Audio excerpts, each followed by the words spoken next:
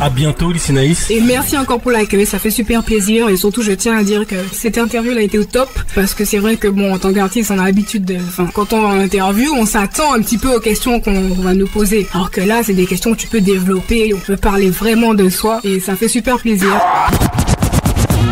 Les événements et ceux qui les créent sont sur Street Diamond. Told her bend over, hit that shit doggy. Called her a cab, then I told that bitch to call me. Danny Brown, bitch. Tell me what you need. I got some Adderall and fire ass weed. And they try to tell me. Yo yo yo yo yo yo yo yo yo yo yo. L'émission s'appelle Street Diamond, c'est tous les samedis de 19h à 22h sur Radio RGB. Mac Paro pour vous servir comme d'habitude et comme tous les samedis depuis maintenant 10 piges, hein, l'émission est là. Je suis avec ma team Street Diamond, n'est-ce pas? Et dans le building, il y a Kelly. What's up, Kelly? Ça va, bonjour tout le monde. Alors, hier, t'étais au gala du Drep Action. Ouais. Donc, un beau gala pour une très belle cause. C'est ça, ouais, j'ai été au gala hier, invitée par Jenny, hein, s'il vous plaît. Jenny Hippocrate. Jenny Hippocrate. C'était un bel événement, un super bel événement qui a quand même réuni pas mal de monde. Belle petite collecte, belle ambiance, tout y était pour passer une belle soirée et défendre la cause. Tout était beau. Tout était beau. Même si mon petit hic, c'est que les gens qui étaient là parlaient beaucoup trop quand il y avait des moments importants, des messages importants. Donc il fallait souvent rappeler à l'ordre. Donc c'était le côté un peu plus fatigant de la chose, mais bon, on compte bien. Enfin, vous connaissez un peu Ginny, hein, elle se laisse pas faire et généralement elle se fait entendre quoi qu'il arrive. Donc voilà, c'était quand même un bel événement quoi qu'il arrive. Donc on rappelle que bien sûr le gala du Drep Action était bien sûr pour aider l'association APIPD. C'est ça. Donc qui existe depuis 30 ans maintenant. Qui existe depuis 30 ans et qui soutient les malades drépanocytaires. Qu'on avait reçu notamment sur Street Diamond. On a fait aussi quelques reports, quelques interviews. Oui. Et c'est quelque chose qui nous tient vraiment à cœur. Donc allez-y, n'hésitez pas à aller sur la page de l'APIPD sur Facebook et bien sûr sur leur site internet officiel. D'autant qu'il n'y a pas de petits dons, hein. Quel que soit le don, quoi qu'il arrive, ça pourra toujours être utile. Donc on n'est pas ridicule, quel que soit ce que l'on donne. Ça, c'est dit. À côté de toi, il y a Sharon. What's up, Sharon? Tu nous as manqué. Bonsoir. Je suis trop content d'être là. Ça faisait longtemps. Donc, Comment vas-tu? Eh ben, écoute, plutôt bien et hâte de faire cette rubrique S'Express Yourself. Voilà. On a pas mal de choses à vous dire. Justement, cette rubrique aujourd'hui va parler de quoi, Sharon? Eh bien, c'est un sujet que finalement, je n'ai pas vraiment choisi, qui m'a été proposé. Du coup, ça, c'est une nouveauté proposée par une internaute, voilà, qui nous suit sur les réseaux sociaux. Et on vous aime. Voilà, donc déjà, big up à tous nos auditeurs et auditrices qui nous suivent. Et donc, ce soir, on va parler de solitude affective. On va parler de solitude affective. Un gros sujet, très gros sujet. Il est là dans le building. Il est avec nous, Mr. Bad, Ludo. Yo, what's up? What's up, DJ Bad? Ah, ça va, on est là. On a passé 2 jours à chercher du son et à mixer des sons. Parce que bientôt, je suis en Ukraine, là. Pour mixer pendant 2 jours. Donc, faut travailler parce qu'ils m'ont fait une belle affiche quand même. Donc ça met la pression quand t'arrives et t'as une affiche comme ça là de ta tête avec une vidéo de ta tête, ça commence à être dur là et tu commences à avoir une bonne pression, tu vois.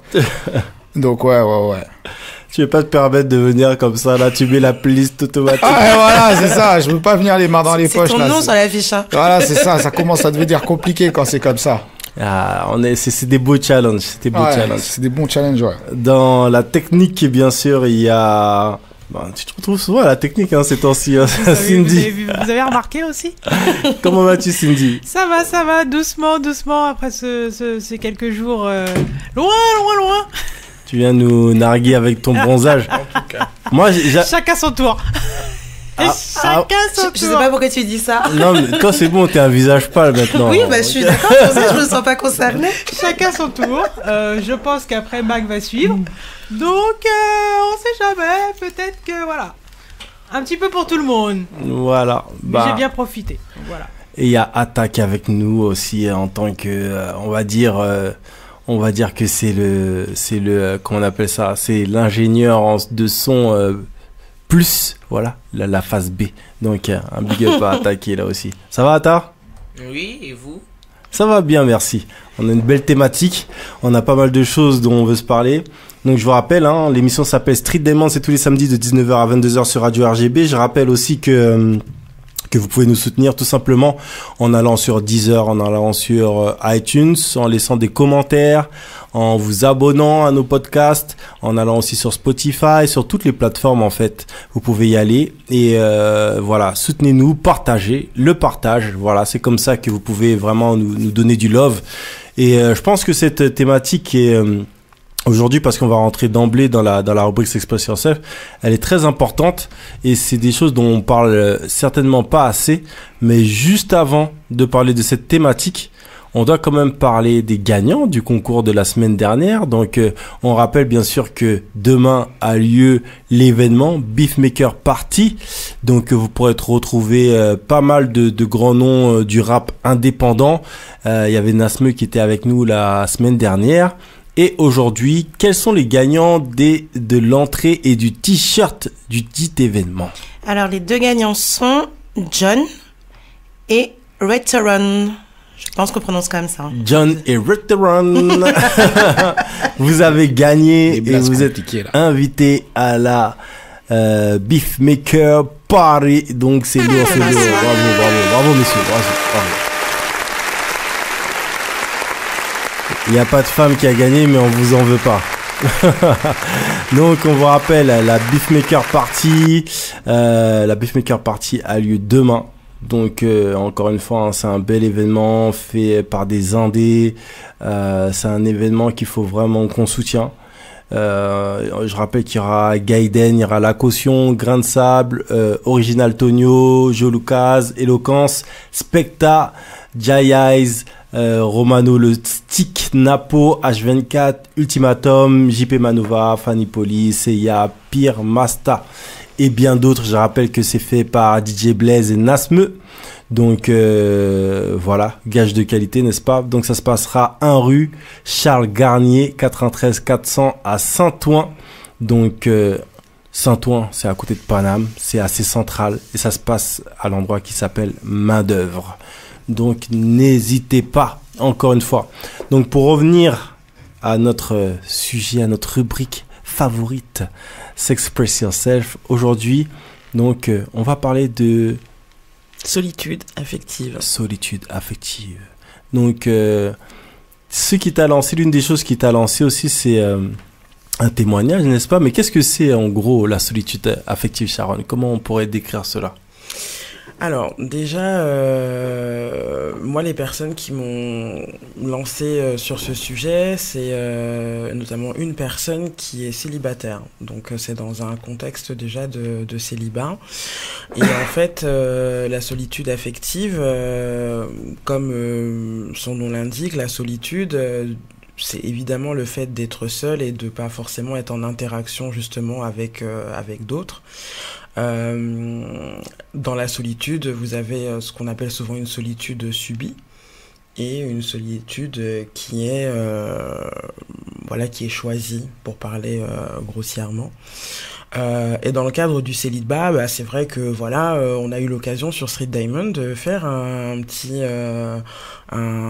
point sur une émission sur le célibat, et c'est vrai que dans le discours on était très axé sur le célibat quand il est choisi, du coup on est sur un bon mood, donc on peut prendre du recul pour se recentrer, prendre soin de soi, être dans une démarche un peu de self-care, on en reparlera tout à l'heure, mais la solitude, ça peut être quand elle est choisie, c'est un bon moyen aussi, peut-être de s'éloigner un petit peu d'un environnement qui peut être un peu compliqué et tout. Donc on est dans un mood où en tout cas psychologiquement on se sent assez fort pour gérer cette solitude et aussi pour se recentrer et se faire du bien. Ce qui se passe, c'est que il y a aussi un autre versant à la solitude, c'est à partir du moment aussi où elle devient une source de souffrance. elle devient une source de souffrance parce que déjà émotionnellement elle elle nous angoisse, elle nous rend triste et surtout on est dans une démarche un peu de dévalorisation de soi, on perd un peu en estime personnelle. Et donc du coup voilà, c'est la solitude affective, c'est à partir du moment où effectivement la solitude devient une vraie source de souffrance et que elle impacte notre santé mentale. C'est qu'on est elle peut en tout cas impacter notre santé mentale. Ça peut aller d'une simple déprime à une dépression qui peut être plus profonde, à une perte de confiance, à des émotions hyper négatives, et ça va effectivement s'ajouter à tout un tas d'attitudes et de comportements qui va faire qu'on va s'extraire un petit peu du lien social, on va se déconnecter en fait des autres. Et tout l'enjeu en fait de cette émission aujourd'hui, c'est aussi de parler de ce versant aussi du célibat qui est pas forcément fun, qui est pas forcément le plus facile à gérer, et de rappeler aussi qu'il y a des personnes qui vivent pas bien cette période de leur vie, et que déjà on est là pour les soutenir, et que on est vraiment soucieuse et soucieux de leur bien-être, et que du coup c'est peut-être aussi de donner des pistes. Et c'est vrai que du coup le témoignage de Lia pourra être aussi un exemple aussi de réflexion sur la manière dont on peut un peu surmonter ces choses-là et tendre vers un bien-être, quoi. Et je pense que c'est déjà très important pour nous que les personnes aussi nous fassent confiance, et te fassent aussi confiance, Sharon, pour pouvoir partager avec nous et pouvoir rentrer d'emblée dans cette thématique avec la première partie du témoignage de Lia. Mais il y a aussi ce qui est important aussi à dire par rapport à la thématique du jour, c'est que sur Street Diamond, on a pris le parti aussi de, premièrement, parler du célibat aussi de manière positive lors d'une précédente édition de cette rubrique. Et on avait parlé de tout ce qui était positif à mettre en valeur par le fait d'être seul, en fait, et de bien vivre sur célibat seul. Donc, c'est pas un sujet qu'on prend de manière facile ou à la légère, ou qu'on va d'emblée dans le négatif. C'est on a d'abord commencé par le positif, et là, maintenant, on prend l'autre versant. C'est exactement ça, c'est pour dire aussi qu'il y a mille et une manières de vivre son célibat, et qu'en fait le célibat en fait c'est aussi une phase. Alors après avec ses phases up et ses phases down, mais du coup c'est vraiment une période que chacun et chacune va appréhender de façon différente selon son passif aussi sentimental, parce que les mauvaises ruptures quand elles sont compliquées, etc., ça laisse aussi des traces pour se reconstruire, etc. Donc chacun et chacune a sa temporalité. C'est surtout ça qu'on veut faire passer comme message, que on n'est pas là pour courir après un quelconque temps ou pour répondre à des normes, ou l'intérêt c'est évidemment de s'écouter et et de prendre soin de soi, et que l'envie aussi d'être avec quelqu'un, parce que la solitude affective c'est aussi à un moment donné constater que en fait on a personne à côté de soi pour de la tendresse, pour de l'affection, pour avoir des mots tendres, aussi un contact charnel. Tout ça c'est des choses qui manquent, et ça devient une source de souffrance, et donc et c'est une situation qui est complexe, parce qu'à un moment donné quand on est engouffré dans du négatif, on produit du négatif, et du coup on a du mal aussi à sortir un petit peu de cet état, et c'est comment on peut petit à petit en sortir seul, ou en se faisant aider par des proches, par de la famille, sans perdre évidemment sa foi en l'amour aussi, ou en tout cas une envie de rencontre. Alors on va commencer tranquillement avec la première partie, si je ne m'abuse, du témoignage de notre chère auditrice et internaute. Oui. Alors, comme je vous le disais, donc Lia, est une auditrice que j'embrasse d'ailleurs, qui nous a contacté via Twitter, et en fait, donc elle a écrit un long texte, et je l'ai averti, je peut-être pas parler de tout l'étendue de son texte, mais au moins des trois parties, en tout cas, qui me semblaient importantes à évoquer. Moi, Lia, 38 ans, femme noire, lesbienne. Une vie de célibat. Toi, ça va, tu n'es pas trop noire. Avec une noire, je pourrais pas. Les femmes noires, j'ai arrêté, elles sont trop sauvages. Les blanches sont plus douces. Les femmes noires ont une odeur. C'est avec ces stéréotypes que j'ai traversé la dure immersion du milieu lesbien. Métisse, privilégiée, j'ai été le réceptacle de confidences qui se voulaient rassurantes. Je n'étais pas trop noire, j'avais de beaux cheveux, que l'on caressait à loisir sans me demander mon autorisation. Le réceptacle de la bêtise, sans que l'interlocuteur puisse penser 5 secondes que mes cousines, mes tantes, mes grands-mères, mes amis puissent être noires, car la beauté est blanche. Avant de fréquenter le milieu LGBT afro-caribéen, j'ai fréquenté le pulp, la rive gauche, ce qu'il existait avant la politisation et la conscientisation des esprits, avant l'arrivée des réseaux sociaux. J'ai compris qu'il y avait une ligne invisible de démarcation. Comme tout milieu, il y avait les filles populaires, celles qui brillaient, celles qui avec qui tout le monde voulait sortir, mais l'élu n'était jamais noir. L'élu a trop souvent été blanche, parfois un peu typée, mais la femme noire, dark skin, n'existait pas dans la représentation de la beauté. N'étant ni recherchée ni convoitée, on est des femmes qui nous trouvons bien seules. Un coup fétichisées ou porteuses de lyre collective, elles voguent entre désir et dégoût, rarement dans le pays de l'amour. Aujourd'hui, à 38 ans passés, je me retrouve bien esselée, ayant perdu tout lien avec le milieu LGBT, par choix et lassitude. Mais la loi du dehors prévaut pour le numérique. La mise en contact sur les applications de rencontres est tout aussi difficile. Renvoyée constamment à mon origine ethnique, par certaines ou fétichisée par d'autres, les rencontres dans la vraie vie se font peu. Pour toutes ces raisons, où la fidélité à mes croyances prévaut, je suis seule. Seule, car je ne peux pas... Seule, car je ne suis peut-être pas assez souple, renier quelques engagements politiques, philosophiques. Être une femme noire, éveillée, c'est être en colère. Mais c'est surtout renoncer à la tiédeur d'un discours qui ne vous satisfait pas. Je dois, en conséquence, accepter la solitude, même si elle peut être mortifère, apprendre à faire sans une autre. En termes de santé mentale, cela peut très vite se traduire par une dépréciation de soi, se sentir moins que les autres, que cela soit sur la beauté, l'intelligence ou la séduction. C'est l'écueil dans lequel je m'efforce de ne pas tomber. La valeur d'un être ne se mesure pas à sa capacité à se construire une relation pérenne. Elle se mesure pas du tout courte d'ailleurs, car cela voudrait dire que nous serions des biens marchands, consommables, remplaçables, etc. Vous dire que je ne désespère pas un jour trouver ma perle rare, celle qui fera la différence, serait un mensonge. Mais, hélas, le découragement a pris le pas.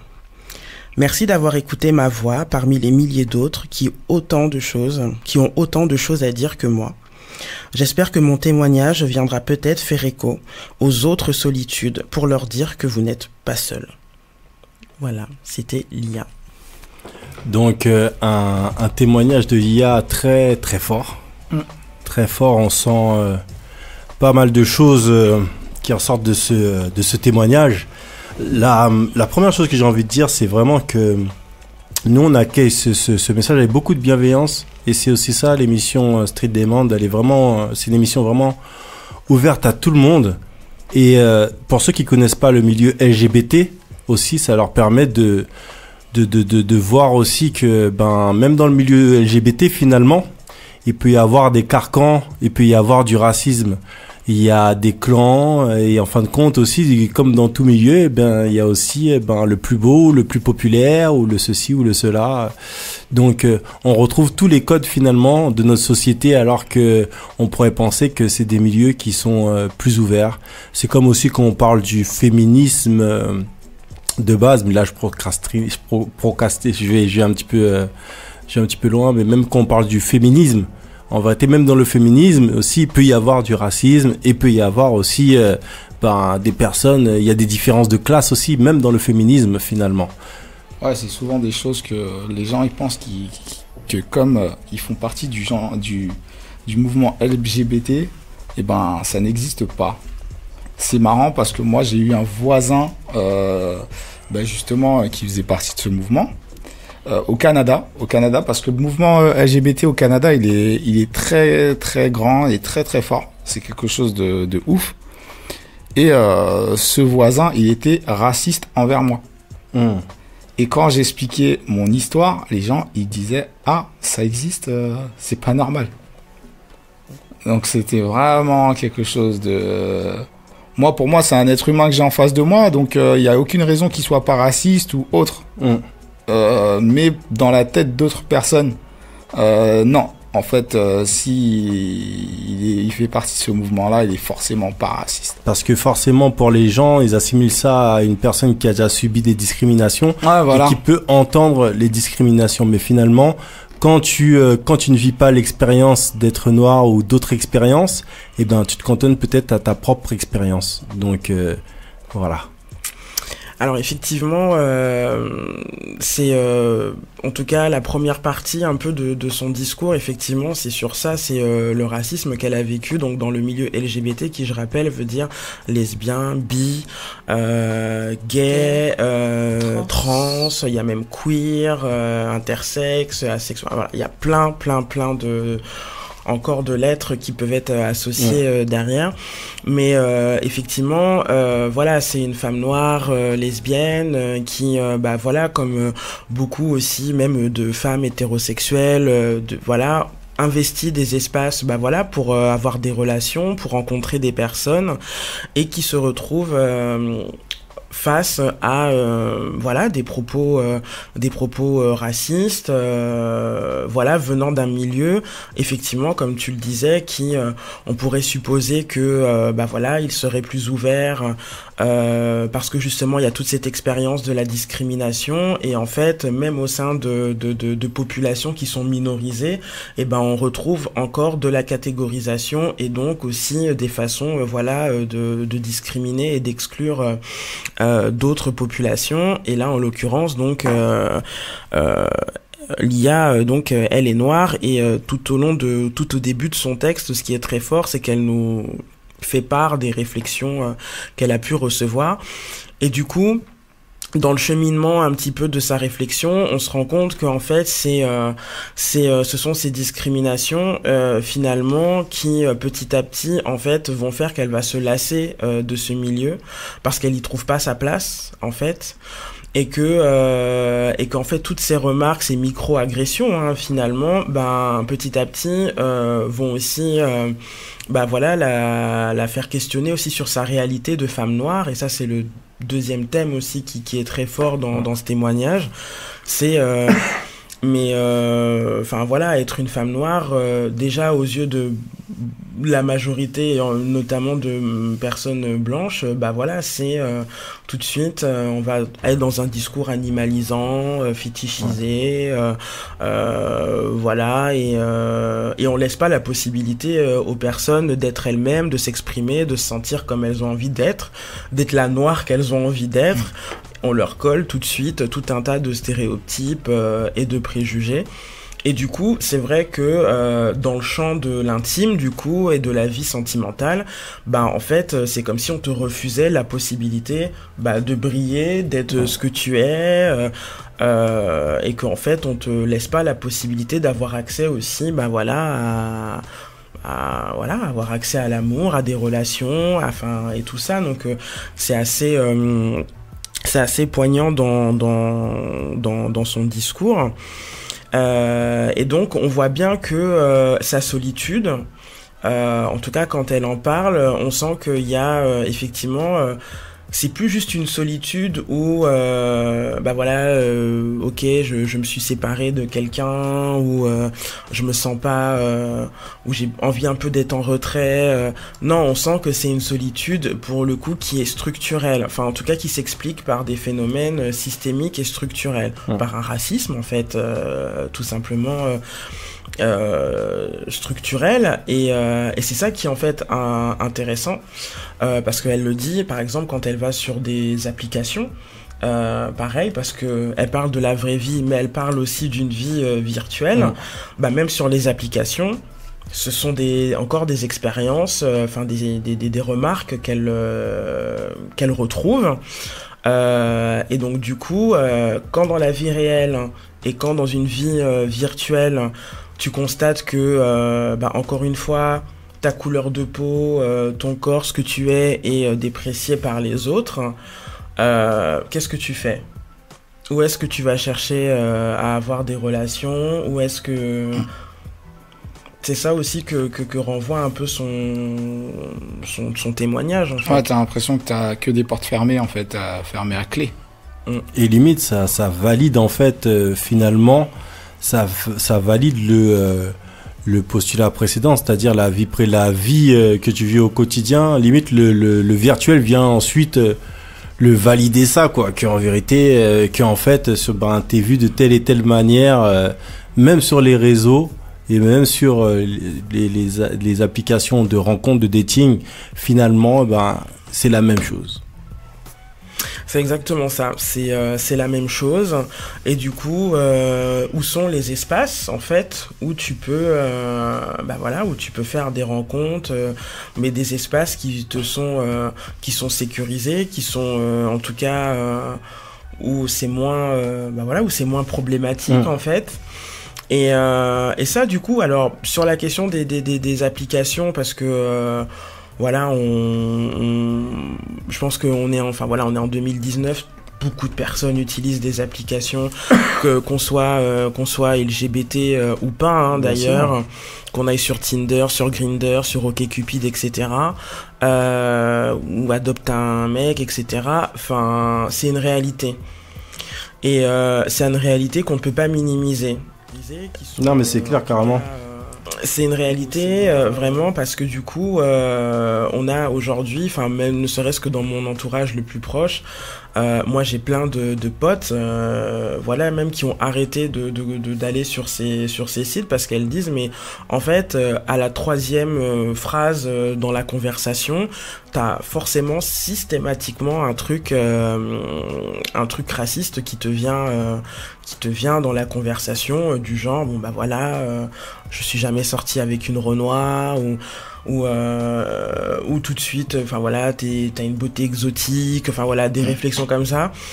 Subitement, tout le monde t'appelle Doudou. Voilà, c'est ça, tout le monde t'appelle Doudou. Donc du coup, en fait, il y a le virtuel, le numérique permet aussi. Les racistes se lâchent beaucoup, en fait. Ils sont décomplexés derrière un ordinateur ou un téléphone, derrière un écran, quoi. Exactement. Et ça, on le voit dans des applis, mais on peut très bien le voir sur d'autres réseaux sociaux, sur des sujets lambda au quotidien, Twitter ou c'est clair, ça. Donc c'est pour dire que du coup la vraie question aujourd'hui à se poser, c'est que du coup cette solitude affective, c'est qu'en fait ce qui te rend ce qui fait que tu restes seul aujourd'hui, c'est que en fait tu trouves peut-être que ta place est difficile à trouver quelque part, et que finalement rencontrer quelqu'un, ça devient c'est une mission, quoi.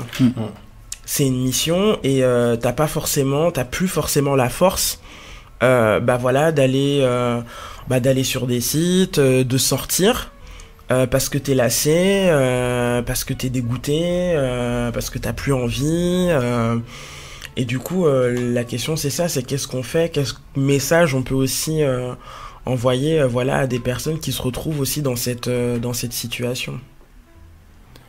Quel message on peut envoyer aux gens? C'est ça qu'on se demande, parce que c'est vrai. c'est quand même quelque chose qui n'est pas facile. Et justement, quand on est isolé comme ça, parce qu'on parle de solitude affective, je rappelle la thématique du jour. Et quand on est isolé comme ça mène loin, ça peut mener très loin psychologiquement.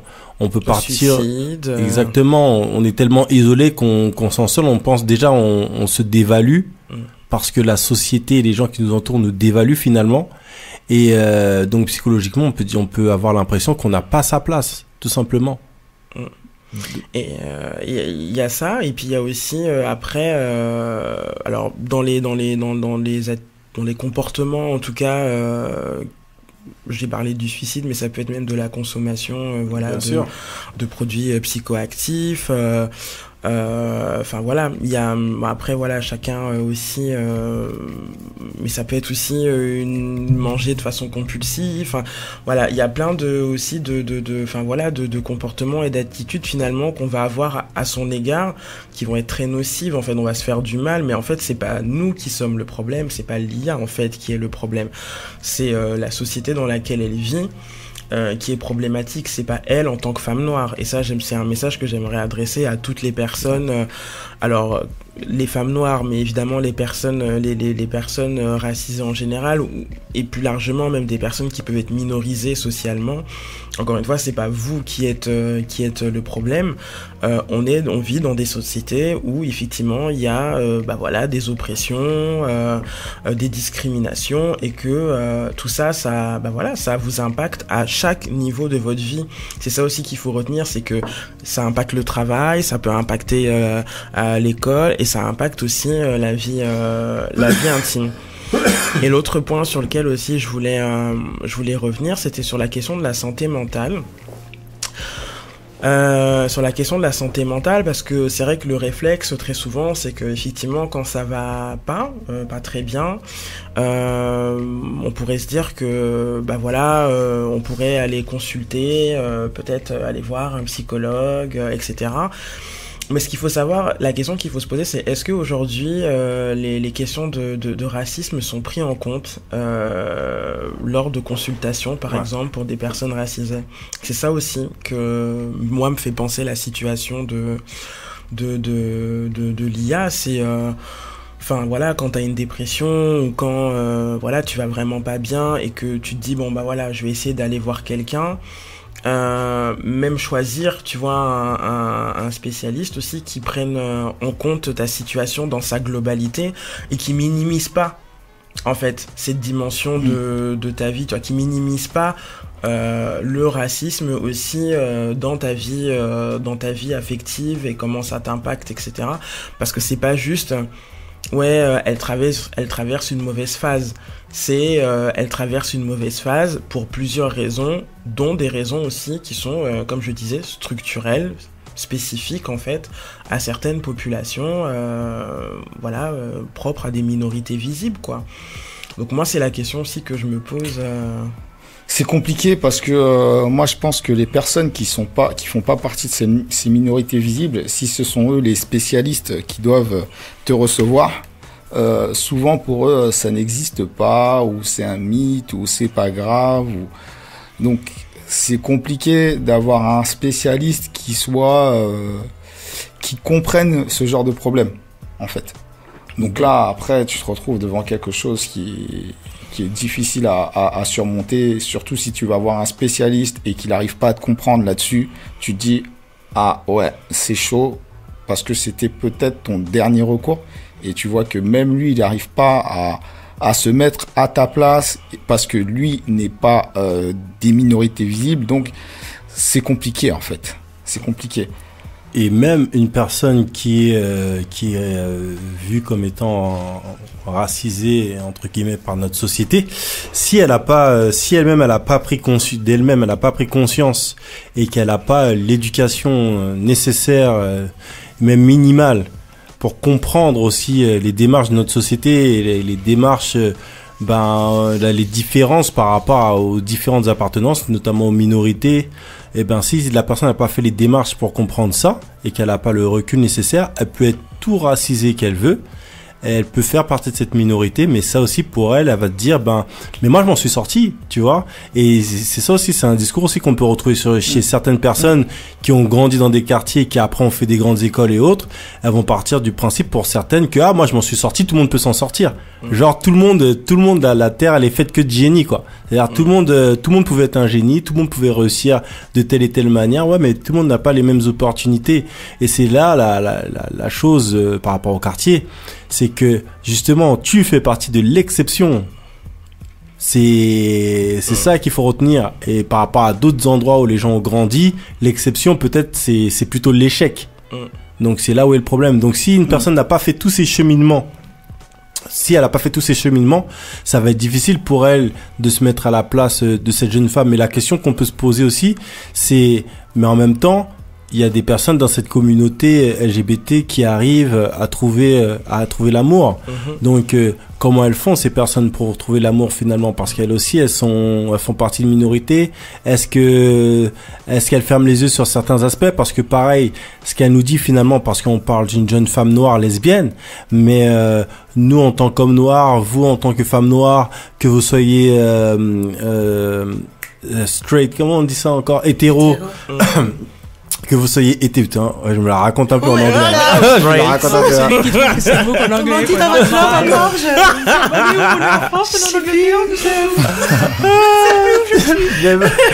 Même moi, je me suis saoulé.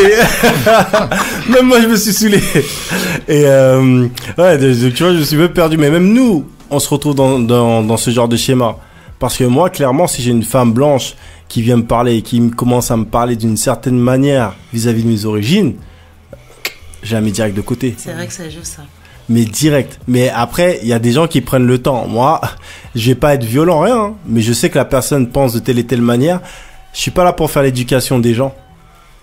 La personne, elle est bien sympathique, mais je suis pas là pour faire l'éducation des gens. Parce que si tu dois faire l'éducation de ta compagne ou de ton compagnon, qu'est-ce qu'il y a derrière? Tu dois faire l'éducation de toute la famille. Et en plus, c'est tellement... ce que cette personne, en fait, elle a en tête, c'est tellement ancré des fois que tu sais pas. Donc sinon après peut-être il y a des personnes qui prennent le temps d'évaluer à quel point toutes ces choses sont ancrées et qui font un vrai travail. Moi je pars du principe que j'ai pas trop le temps. Mais bon, on avait bien compris. donc après c'est vrai que on se demande finalement est-ce que c'est la seule problématique, qu'est-ce qui va autour de ça, ou si c'est vraiment parce que mine de rien, et comme je parlais tout à l'heure des opportunités, mine de rien, toutes ces choses font que les opportunités de l'IA baissent, tu vois, parce que le fait de rencontrer des personnes qui la voient de telle manière, ça fait que toutes ces personnes-là, d'un coup, on les zappe, et chaque élément comme ça. Et c'est pas que l'IA elle est trop consciente, c'est que l'IA c'est pas une histoire d'être trop conscient, parce que ça aussi être trop conscient, ça veut dire quoi? Ça veut rien dire. Tu vois, c'est juste tu veux qu'on t'apprécie pour toi-même. Pas parce qu'on te voit comme un caniche ou un toutou beau à exhiber. Tu vois ce que je veux dire? Donc c'est ça le truc. Et c'est ça qui et c'est là encore une fois où on se dit comment les autres font pour se retrouver à l'aise dans ce genre de milieu. Et c'est des milieux aussi des fois comme notre milieu aussi, les milieux hétéros et tout, etc. Partout, c'est des milieux où des fois il y a des gens qui vont briller de telle et telle manière, et donc du coup dans un milieu où par exemple tu es minoritaire et tu es le noir du milieu, tu vas tellement shine, tu vas tellement briller par rapport à tes attitudes, ta manière d'être, que pour toi les gens vont t'accepter par rapport au fait que tu shine, pas par rapport au fait que tu es noir. Et quand on va te dire des trucs par rapport au fait, des choses, des remarques par rapport au fait que tu sois noir, toi tu vas le prendre comme si on va te faire des remarques par rapport au fait finalement que tu shines, que tu brilles et que tu sois populaire. Mais finalement, en vérité, ça te renvoie très souvent au postulat du départ. Carrément, mais en tout cas, j'espère vraiment que l'IA, tout ce qu'on peut dire ce soir t'apporte un peu des pistes de réflexion, et sache qu'on partage aussi unanimement ce que tu as en tout cas pu avancer comme éléments. Après, moi, il y a quelques pistes de réflexion quand même que je voulais amener, et peut-être d'une certaine manière peut-être t'aider avancer aussi. Sur la question, par exemple, de la santé mentale, alors, ce qu'il faut savoir, c'est qu'aujourd'hui, on a quand même des personnes racisées qui font des études de psychologie, en tout cas qui sont dans le social, dans le domaine de l'éducation.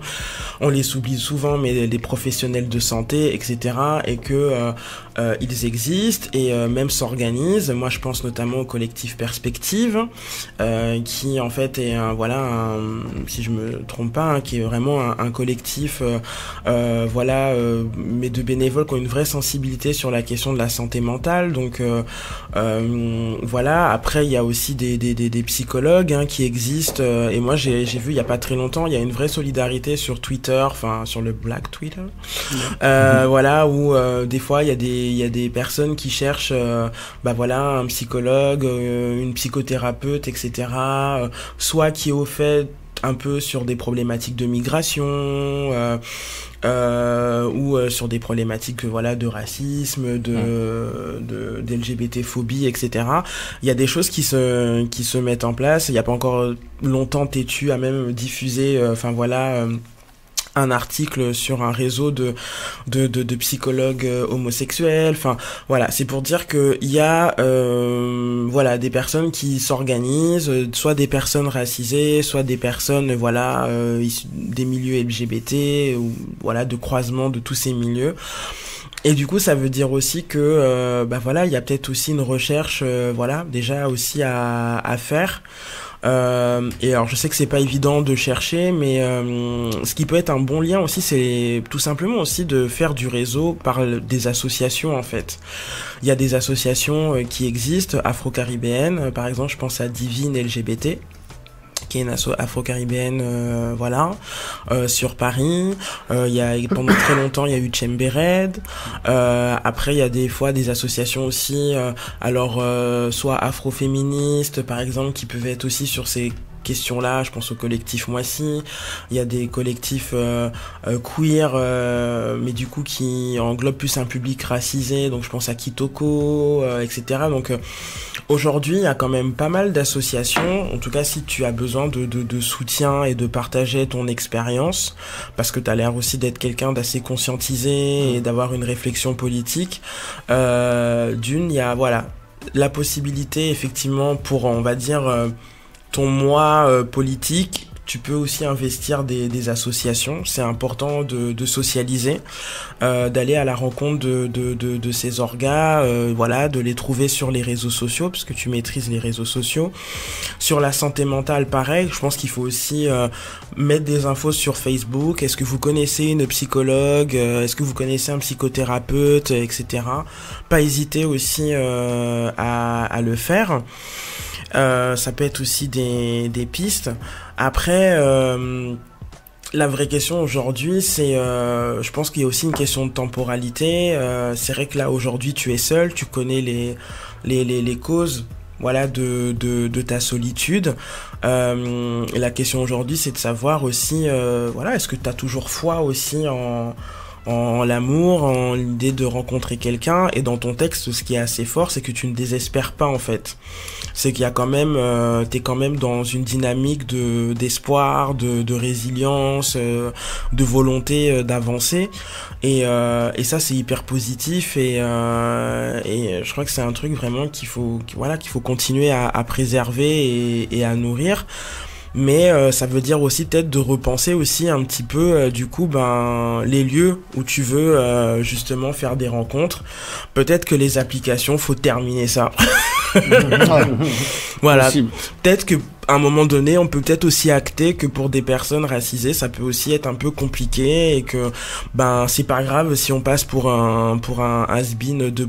Ou une has-been 2.0, si on fait plus de rencontres sur Tinder, ou Grindr ou Her ou OkCupid, ça fait pas de nous un loser, ça fait juste quelqu'un, on a envie de se protéger en fait. Donc et si c'est pas sur le numérique, ça veut dire il y a peut-être des choses à essayer dans la vraie vie. Et la question aussi c'est est-ce que à l'instant d'aujourd'hui tu te sens assez prête? Parce qu'il y a aussi une question de ça, c'est est-ce qu'on est prêt aussi à faire des rencontres? Qu'est-ce qu'on met en place aussi pour être disponible?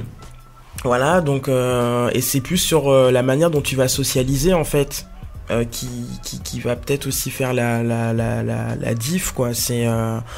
C'est déjà peut-être aller vers les autres, voilà, c'est sortir, c'est de se créer des occasions, voilà, profiter de son réseau de potes pour faire des choses, etc. Enfin, c'est des trucs bateaux hein que je dis, mais voilà.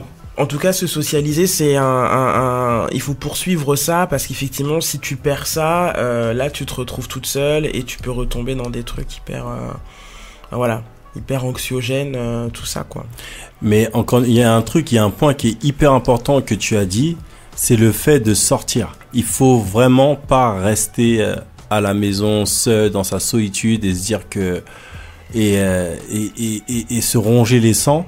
Faut vraiment se créer des opportunités, profiter des événements qu'il peut y avoir dans Paris. Il y a une autre chose qu'on n'a pas vraiment dit, mais c'est le regard dans le milieu afro et plus spécifiquement, je dirais, dans le milieu, par exemple, comme dans le milieu kémite. Je sais qu'il y a des frères, il y a des sœurs qui sont lesbiennes, mais je sais que c'est des frères qui sont homosexuels, mais je sais que c'est par pas mal de personnes, c'est très mal vu. Et donc du coup les sistas ou les frères que j'ai rencontrés sont obligés de vivre leur vie un petit peu plus ou moins en catimini, en tout cas peuvent pas le vivre en grand ces personnes. Donc mais il y a des personnes aussi dans le milieu conscient politiquement parlant, j'entends, qui sont aussi bien sûr de la communauté LGBT. Maintenant, ça veut pas dire que c'est les personnes qu'il nous faut, parce que la vie est joueuse. Donc des fois on a l'impression que c'est des personnes qui sont conscientes ou comme ci comme ça, un petit peu comme nous-mêmes, tu vois, qu'il nous faut, et la vie en fait elle te fait comprendre à un moment donné que non, c'est pas ça, c'est le mec ou la femme qui connaît rien du tout, qui n'est pas du tout là-dedans, et peut-être c'est toi qui vas lui apprendre, ou peut-être en tout cas elle va respecter ton travail et toi tu vas lui apporter autre chose. Bah complètement. Après, oui, c'est vrai qu'on n'a pas parlé du milieu afro et bon, ça c'est un discours dans nos communautés. On sait que c'est pas un sujet qui est, en tout cas, la question des minorités sexuelles de toute façon est toujours sujet à énormément de critiques, de discours homophobes, lesbophobes et j'en passe. Moi, la seule chose que je peux dire, c'est que ce que je trouve intéressant aujourd'hui, en tout cas dans une ville comme Paris, en tout cas en Île-de-France, c'est que c'est vrai que pour les LGBT afro-caribéens, il y a des possibilités de se socialiser à Paris. Oh. Je pense qu'il faut aussi avoir une pensée pour ceux qui sont en province. Grave. Et qu'on pas. Mais c'est valable pour les Afro-Caribéens, c'est valable pour des jeunes Maghrébins ou tout. Enfin voilà, il y a aussi une vraie difficulté de quand t'es en province d'avoir des espaces comme ça. Donc oui, c'est sûr que c'est compliqué parce que tu dois gérer l'homophobie ou la lesbophobie au sein de intracommunautaire, et puis celle que la société aussi t'impose. Et voilà, encore une fois, tout ça fait beaucoup de conflits, ça fait beaucoup de choses émotionnellement à gérer. Mais voilà, encore une fois, je crois que et ça légitime aussi, ça explique clairement aussi la solitude affective aussi, ça fait aussi partie des paramètres qui font que des fois on n'en peut plus et on veut s'échapper un peu de tout ça. Mais voilà, après je trouve que l'IA elle est vraiment dans quelque chose d'assez positif, et donc voilà, cette question parce qu'il faut continuer à croire aussi en l'amour, en la perle rare ou en l'âme sœur et tout ça. On y a droit. Enfin voilà, on y a droit en fait tous. Voilà, toute personne minorisée qui soit, on y a droit. C'est pas c'est pas quelque chose qui serait réservé à la majorité. On y a tous droit. Maintenant, c'est vrai que même sur ce terrain-là, accéder, c'est vrai, y accéder, ça peut être effectivement compliqué, difficile, ça va demander des fois peut-être plus de bataille que dans d'autres domaines de nos vies, mais c'est vrai que c'est important. Après, c'est un avis très personnel, mais de conserver une sorte de foi quand même que c'est possible. Voilà, parce que se dire qu'on est destiné à la solitude, moi je sais que j'ai longtemps eu ce discours en tant que femme noire, je le dis très franchement, qu'en fait on était voué à être seul, que c'était notre destinée parce que tous ces paramètres là. Mais en même temps, comme tu l'as dit, la vie elle est joueuse. Comme tu dis, la vie elle est joueuse, que en fait on a aussi des qualités en fait. Je pense qu'il faut pas oublier que au-delà de notre solitude, on a aussi notre flamboyance aussi à nous en fait. Donc on a des qualités, et ça c'est des choses qu'il faut continuer à célébrer en fait. Qu'il faut continuer à célébrer, et ça va briller, et quelqu'un le verra en fait. Bien sûr. Voilà, après dans combien de temps on sait pas, on maîtrise pas tout, mais ça se verra en fait. Et ça se trouve ça se voit déjà, il y a des personnes déjà qui le voient. Mais effectivement, pour X ou Y raison, le pas n'est pas encore passé, mais je crois que c'est vraiment possible, et c'est important de garder quand même la foi en l'amour, quoi. L'amour n'est pas réservé aux moins de 25 ans, donc il faut aussi, je dirais pas être patient, je dirais pas ça, mais en tout cas, l'amour n'est pas réservé aux gens de moins de 25 ans. Ça, c'est important. Et encore une fois, quand on parlait du célibat positif, on peut revenir sur le fait que, effectivement, il y a toute cette flamboyance qui accompagne le célibat positif. On n'est pas là non plus, on n'est pas non plus là pour trop positiver et trop en faire. Mais ce côté où il faut, le fait de sortir, le fait de vivre, d'essayer de vivre pleinement, fait que, en fin de compte, on va avoir plus de possibilité de rencontrer du monde, parce que plus on est enfermé de chez soi, moins on a de possibilités, et on va aller vers les applis, le contact direct. Aujourd'hui encore, malgré tout ce qu'on veut nous faire avaler par rapport à Internet, le contact direct, c'est quand même l'un des meilleurs contacts, parce que là il y a tout ce qui va avec, il y a la vibe, il y a le côté olfactif, il y a tout. Donc plus on multiplie en fait nos chances, et forcément plus on a d'opportunités. Donc moi c'est vraiment l'un des conseils que je donnerais à Lia. Bon, je crois qu'on a aussi une autre partie encore du témoignage de Lia. En fait elle a dit beaucoup de choses, Lia, mais elle a dit plein de trucs trop cool. On la kiffe, Lia. Elle a dit, c'est intéressant parce qu'à un moment donné, elle s'adresse aussi dans son texte aussi aux femmes noires, parce que du coup, elle a envie de rencontrer des femmes noires, et elle expliquait que en fait, elle a aussi envie de rencontrer des femmes afro-caribéennes et tout, mais en même temps, c'est une meuf qui est aussi conscientisée et qui n'a pas envie d'être aussi avec une personne par exemple qui va te dire le racisme anti-blanc, ça existe, et en fait je trouvais ça intéressant parce que du coup des fois dans les raisons pour lesquelles aussi on peut se dire que je suis seule, c'est parce que j'ai des convictions. Et du coup, comme t'as des convictions, t'es quelqu'un d'exigeant, et comme t'es quelqu'un d'exigeant, en gros t'étonnes pas si t'es seul, parce qu'en fait t'es exigeant, et que du coup tu checkes tout, et en fait et ça souvent même moi c'est des choses que je me suis déjà posé aussi, mais est-ce que je suis pas trop politisé, trop conscientisé, c'est le discours de beaucoup de gens, c'est, tu vois. C'est même souvent une excuse, même, j'ai envie de dire, pour certains. Mais carrément. Donc du coup, des fois on est dans dans ce truc de se remettre en question. Des fois, tu te dis aussi, mais est-ce que je suis pas trop, en fait. Mais c'est pas une façon de se mettre des barrières tout seul, parce que trop par rapport à quoi? Mais je suis entièrement d'accord avec toi. Je pense que c'est une façon aussi de se mettre des barrières, carrément. se mettre des barrières. Et puis, et moi, ce que j'aime bien dire souvent, mais au risque, voilà, toujours de pas faire l'unanimité aussi, parce que je le dis d'autant plus que j'ai eu un parcours militant aussi, c'est que en fait, il y a le moi, enfin comment dire, c'est un peu psycho-chelou de dire ça, mais en fait, t'es un sujet politique, mais t'es un sujet tout court, en fait, et que en fait. Tu peux être conscientisé, tu peux être politisé, mais à un moment donné, le love, enfin tu vois, les émotions, les ressentis, tout ça, c'est des fois ça dépasse même certains aspects politiques, certaines convictions que tu peux avoir.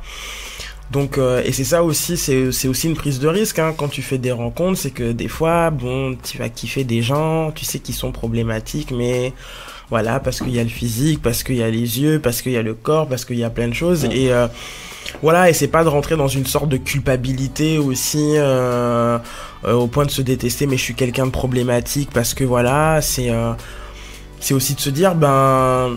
Voilà. Je suis un être humain. Je suis un être humain, je suis pas parfaite, voilà, j'ai aussi mes incohérences, j'ai aussi mais je travaille.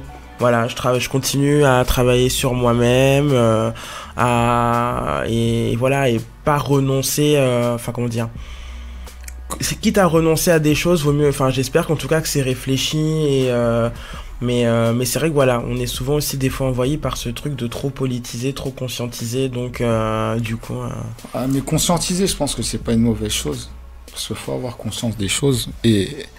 Quand on se met avec une personne qui n'est pas des minorités visibles et que cette personne ne te comprend pas quand tu as des problèmes raciaux à l'extérieur et qu'on t'a mal parlé ou quoi ou qu'est-ce, cette personne ne te comprend pas, donc tu te tournes vers qui? Et tu aurais envie que la personne qui t'accompagne te comprenne aussi dans ce sens-là. Et quand ça bloque là, dans ce sens-là, c'est compliqué. Moi, je me rappelle que j'avais une amie, je lui montrais à l'époque de Black Panthers quand il était sorti, et que le Grand Rex avait fait une grosse erreur. Je sais pas si c'était une erreur ou pas, mais en tout cas, c'était une grosse erreur qui avait mis en dessous de l'affiche Black Panther la planète des singes, et je lui montre la photo. Regarde, il n'y a pas un problème. Cette personne m'a dit, c'est quoi le problème? Je vois pas. Donc, tu te dis, ah ouais, c'était juste pour un test, hein, je faisais juste un test, et puis j'ai vu que la personne n'a pas percuté, et puis j'ai dû expliquer, et cette personne n'était pas vraiment choquée, c'était juste, ah ouais, d'accord, ok, peut-être. Donc, c'est étrange d'avoir ce sentiment de ne pas être compris par la personne qui nous accompagne. Et surtout qu'une personne à qui tu donnes toute ta confiance, tout ton amour, tu donnes beaucoup de toi. Donc tu dis finalement, cette personne, elle est censée me comprendre. Tu vois, tu mets beaucoup sur cette personne finalement. On met beaucoup sur les personnes avec qui on veut faire notre vie. On veut penser qu'elles sont limites dans notre cerveau, mais en fait, on est vraiment des individualités. Et ça, c'est quelque chose aussi d'important. C'est vrai qu'il y a plein de témoignages. Il y avait... un ami qui m'a raconté, il était avec sa compagne et ils allaient dans un truc en Guadeloupe. Et c'était, ils allaient faire une activité nautique ou je ne sais quoi. C'était des blancs qui avaient le commerce, et ils tutoient le couple, les personnes qui étaient avant, c'était des blancs. Bon, ils sont dans le commerce, ils vous voient les personnes, et quand ça arrive à mon pote qui est noir, ben on le tutoie.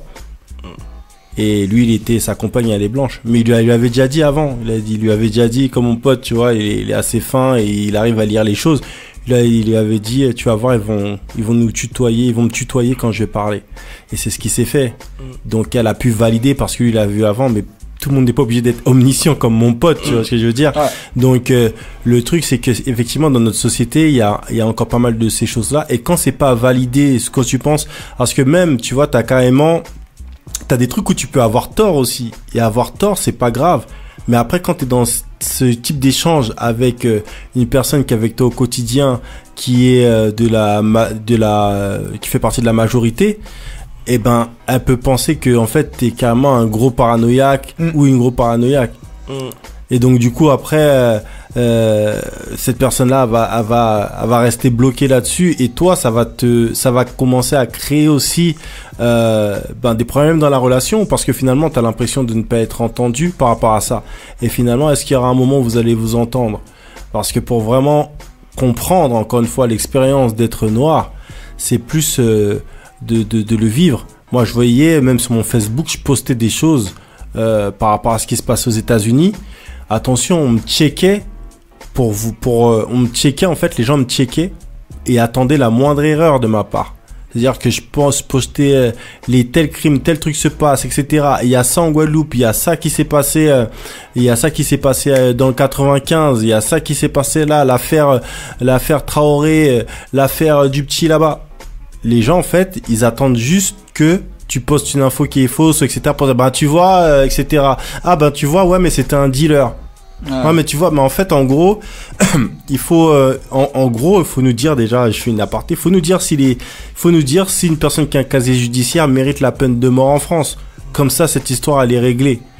Parce que comme ça, c'est clair et net. Parce que pour l'instant, je vois que les sentences capitales sont réservées beaucoup à certaines personnes. Et mais bon, ça c'était une petite aparté, mais pour faire comprendre que cet enjeu-là, il peut exister aussi dans le couple. Et quand dans le couple il n'existe pas, il peut se jouer dans la famille du concubin ou de la concubine. Ouais. Tu te retrouves avec des gens qui font des réflexions, etc. Et ça aussi, c'est dur à vivre dans un couple. Bah ouais, donc ça voudrait dire aussi que finalement la solitude, elle peut aussi se trouver dans le couple, notamment quand on est dans un couple en fait, aussi une personne issue de minorité visible et une personne blanche. Alors ça, c'est vrai que c'est un vrai sujet, et c'est aussi important aussi que l'IA sache que en fait toutes les struggles là qu'elle a maintenant, il y en aura d'autres quand elle sera aussi en relation, qu'il y aura plein d'autres problématiques à gérer. Après, à titre très personnel, moi je pense que c'est vrai que moi, ce que je me dis, c'est que en fait, le couple, c'est aussi une construction. En fait, construire une relation, voilà, avec quelqu'un, ça demande énormément de.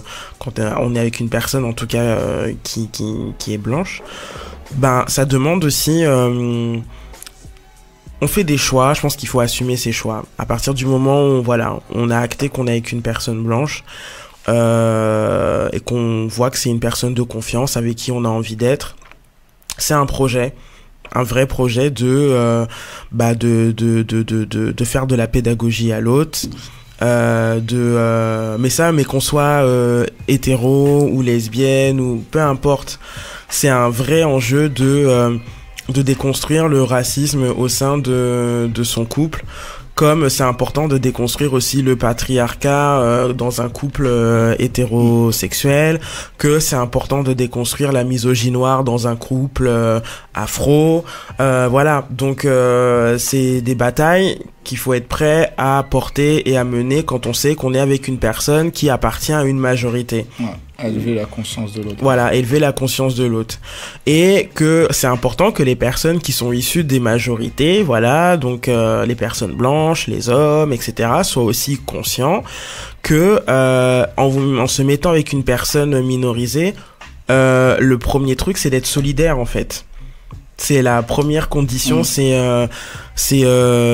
aimes l'autre pour son individualité, mais tu aimes l'autre aussi dans les luttes qu'il porte en tant que sujet politique, en fait.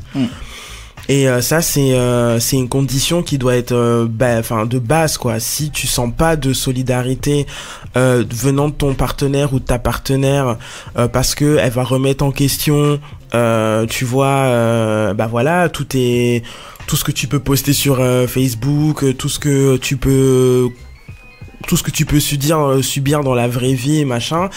Si ça devient une source de dispute, tu vois, là, pour moi, c'est un truc qui est trop bancal, en fait.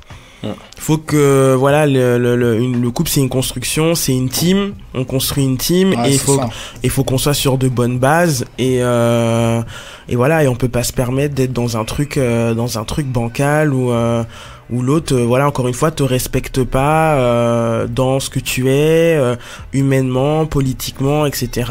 Et que voilà, parce qu'après il y a des enjeux aussi de faire des gamins après ensemble. Enfin, tu vois, il y a plein de, pour certains, enfin, tu vois. L'enfant à l'école qui subit des choses et que et du coup, voilà, on se retrouve dans et des. Et tu vas faire quoi justement? Qu'est-ce que fait la personne qui fait partie de la majorité quand son gamin subit les trucs? Tu vois?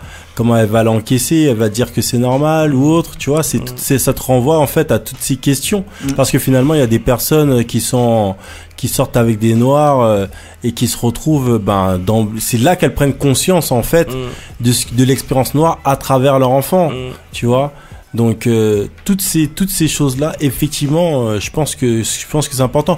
Mais je gazais un petit peu tout à l'heure quand je disais que tout à l'heure je disais que je faisais pas l'éducation des personnes, mais c'est faux, parce que comme dit Sharon, tu sais pas sur qui tu tombes, et comme je disais tout à l'heure, la vie elle est joueuse, et bien sûr ça m'est arrivé à plusieurs reprises de sortir ou de fréquenter des personnes noires qui sont pas tout simplement branchées sur ces thématiques, et qui en ont pas conscience pour certaines, ou qui ont développé des réflexes pour nier toutes ces choses tout simplement, ou qui ferment les écoutilles.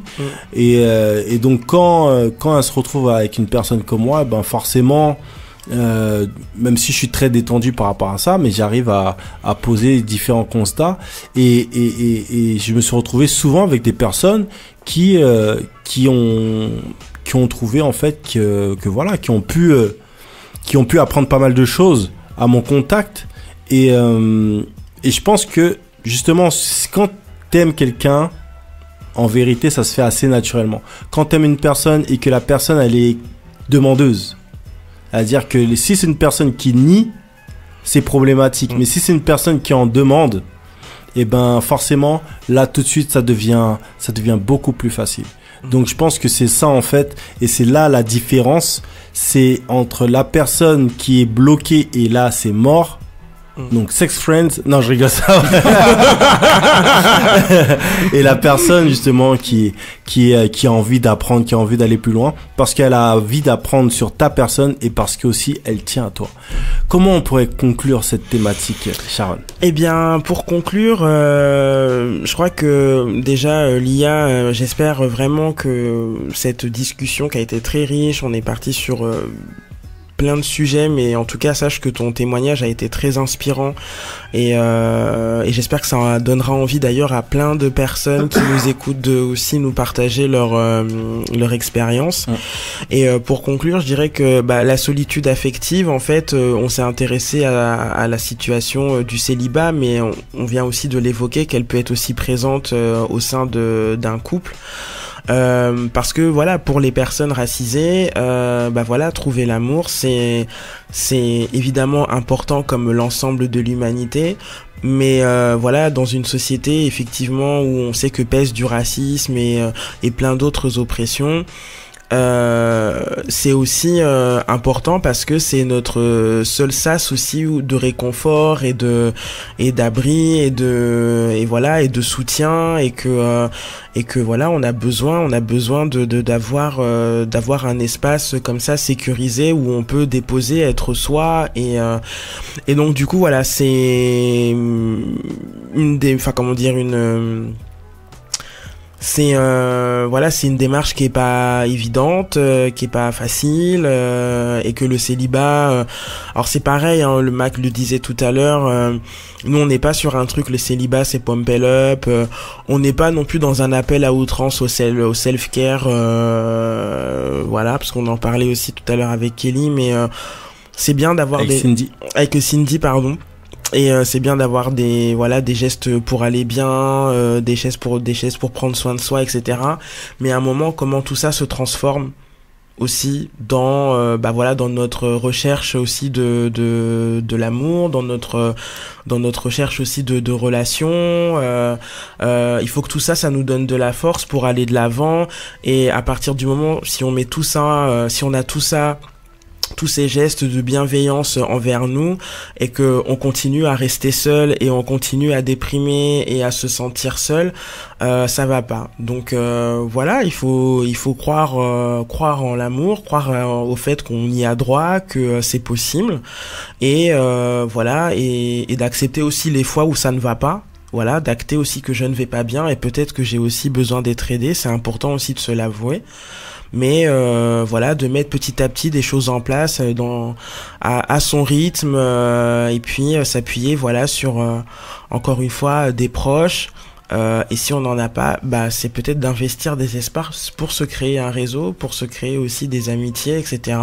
Et c'est par réseau aussi qu'on pourra voilà faire des rencontres aussi passionnantes, tout ça quoi. C'est par réseau qu'on pourra faire des rencontres passionnantes, prendre soin de soi et ne pas hésiter à se faire aider, notamment par des professionnels, et je dis bien professionnels, parce que ça c'est aussi important. On voit pas mal de choses sur internet, alors j'ai rien contre, il y a plein de coachs, donc il y en a des biens, il y en a des moins bien. Mais il y a des professionnels qui sont là, des psychologues qui ont fait un certain nombre d'années d'études et qui sont validés, qui peuvent aider. On l'a dit, c'est pas facile de trouver le bon. Mais en tout cas, vous avez en tout cas toutes nos pensées. Donc, Lia, on t'envoie plein de bisous. Et toutes les personnes qui nous ont suivis. Bisous à toi et bon courage surtout. Voilà, et toutes les personnes qui nous ont suivis, bien sûr. On vous rappelle qu'on est disponible sur Spotify, Deezer, iTunes, etc. Allez mettre un petit commentaire, cliquez, mettez j'aime. Comme ça va nous relancer un petit peu. Abonnez-vous sur Deezer, Spotify. On vous dit à la semaine prochaine avec encore pas mal de choses sur Street Day. Et je vous laisse le mot de la fin, les gens. Voilà, ce sera des rires. La semaine pro, je fais des petites dédicaces vite fait à Wara qui est à Nice. On parlait de toi un peu en début d'émission. Je fais une petite dédicace à Joël aussi qui est reparti en Martinique là. Je pense qu'il nous suit aussi. Voilà. Et ben dédicace à toutes les personnes qui nous suivent sur l'Instagram, sur le live. Donc je crois il y a Lady Insung. Voilà, et il y a d'autres personnes qui nous suivent aussi, bien sûr. À toutes les personnes Elle a envoyé plein de 100. Il y a Sarah sur Facebook qui a été Alice Sarah, qui était l'une des premières. Et toutes les personnes qui nous suivent. Allez, je vous dis à la semaine prochaine sur Radio RGB, bien sûr. Peace.